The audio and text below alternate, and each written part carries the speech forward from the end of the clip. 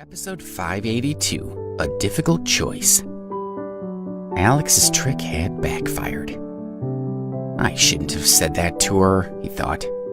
It was a pretty childish thing to do. Dropping her arms from round his waist, Marianne looked at him, thinking it over. Moments later, she blushed and said, "Oh well, it's just a kiss. I'll take my chances." Alex stared at her, feeling confused. What do I do now? He thought, panicking a little. I don't know whether to laugh or cry. I can't believe she took me seriously. Eventually he said, "Marianne, I was just kidding. I'm not going to join your company, but you can always come to me if you need something." With that, he turned and fled. "Wait!" Marianne shouted. "Please, Alex, wait!" She ran after him, but Alex was moving too quickly. "Alex!" she called. "I can't let him go," she thought. "What if I never see him again?" Alex started walking faster, and she was falling behind, so she kicked off her high heels and ran after him barefoot. "Don't go!" she shouted. When he slowed down at the hospital gates, Marianne caught up to him. Without warning, while he was waiting to flag down a taxi, she grabbed him from behind and hugged him. Then, turning round to face her, she gave Alex a peck on the lips.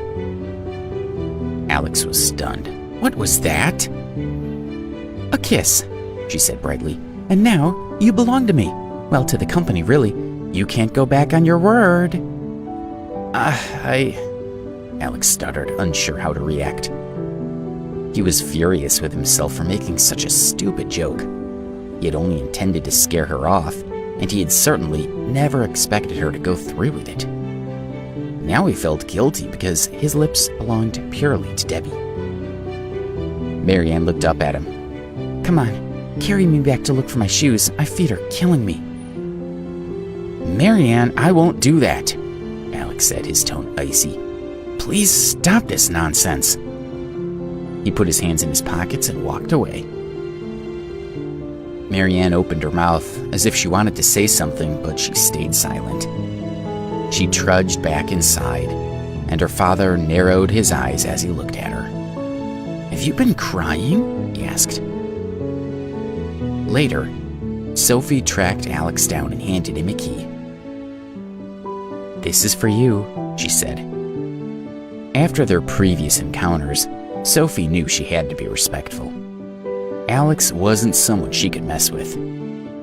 "What's this?" Alex asked, looking at the key. "After you won the wager, my father decided he couldn't bear to lose me for 3 years, she explained. "Besides, he doesn't think I'd make a very good maid. He hopes he can buy my freedom by giving you the Woodside Clinic instead." She smiled. "My father is a man of his word, so he can't just forget the wager, but he thought this might be an acceptable alternative." She sighed. "So, I'm handing the clinic over to you." She pointed to the clinic. "From now on, it's all yours." "Oh," Alex said, scratching his head and thinking about the bet. Then he waved his hand dismissively. "Tell your father that I can't accept the clinic. The whole bet was just a joke. I never intended to collect on it." The clinic, with its dozens of rooms and extensive equipment, was really a small medical center, and it was an ideal setup.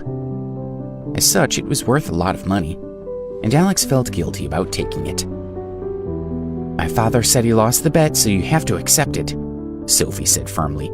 "The clinic is yours. If you don't take it, he'll be humiliated, making it impossible for him to work in medicine in the future. His credibility will be destroyed, and the hospital will lose its best doctor."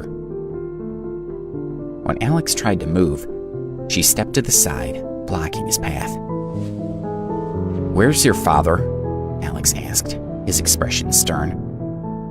"I'll go speak to him and set him straight." He had wanted to teach Sophie a lesson, but not at her father's expense. "He's gone abroad on business," Sophie replied, "and he'll be away for a while. When he comes back, he won't talk to you about this. If you don't accept the clinic, he'll send me to your house to be your servant for 3 years. He's serious about honoring the bet, and he won't back down." Sophie was close to tears, I can't wash your dishes and sweep your floor. Please, don't make me. Alex was getting a headache. He couldn't believe Isaiah's ridiculous attitude, and he didn't know what to do. I really wish I hadn't made that stupid bet, he thought. I just wanted to take Sophie down a peg or two, and now look where it's gotten me. He knew Sophie would be a terrible servant. She didn't strike him as someone who would be good at housework, and she would probably just argue with him all the time.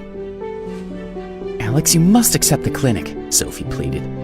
My father said that you need to make a choice. Either I become your servant or you take the clinic.